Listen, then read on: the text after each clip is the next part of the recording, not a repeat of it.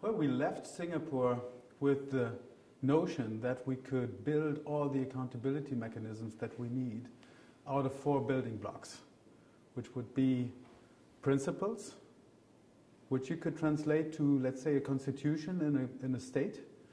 We have the community, or an empowered community, which would be the people of a state. Then we would have the ICANN board, which is the executive, and we would have a judiciary. And we thought that, these 4 building blocks would be the basis for our deliberations and for fleshing out accountability mechanisms that are required to improve ICANN's overall accountability. We would use the analogy of a cookbook, where we would know the ingredients, but we didn't have the recipes. So between Singapore and Istanbul, we had sub-teams working on fleshing out the recipes for different accountability mechanisms. That would be the mechanisms themselves, how a community can be empowered, and also certain powers that can be exercised.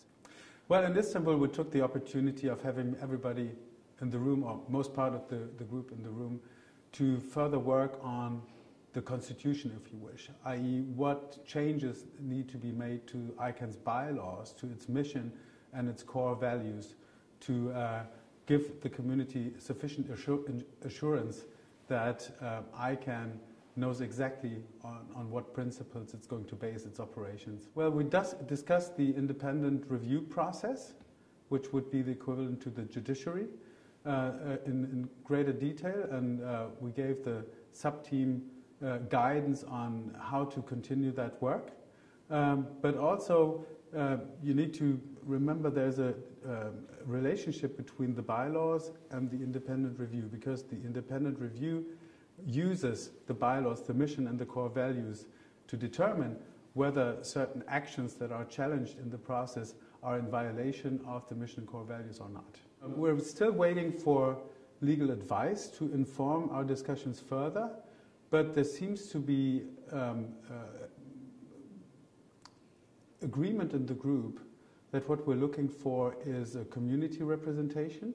So we were discussing who makes the community, which would be the SOs and ACs, and how those could exercise powers. We discussed the community power to remove the board. We discussed the community power to veto a budget that the community deems inappropriate, and the strategic plan. We discussed the opportunity for the power of the community to veto changes to ICANN's bylaws, and an additional aspect with respect to the bylaws, namely the concept of golden bylaws, because we felt that we need to give certain aspects of the bylaws a little bit more of a robustness so that they can't be changed so easily. So while normal bylaw changes would undergo a veto process by the community, changes to the golden bylaws would require explicit approval by the community. And that would be the mission and core value, or the mission, I should say, itself. That would be the existence of the independent review process. That would be the empowerment to remove the board as a matter of last resort, and the possibility to veto changes to the bylaws itself.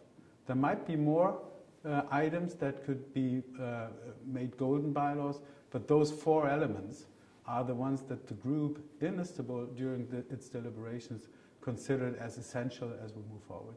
Our group consists of something in the order of 170 participants and members, and we have asked them several times to make sure that they liaise with the respective groups that they're representing, to ensure that they're adequately informed and that they can provide feedback to the deliberations of our group.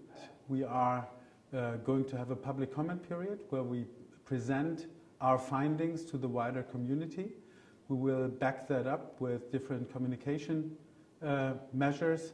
We will have webinars likely to better explain what we're doing so that people can make an informed decision when they provide feedback during the public comment period.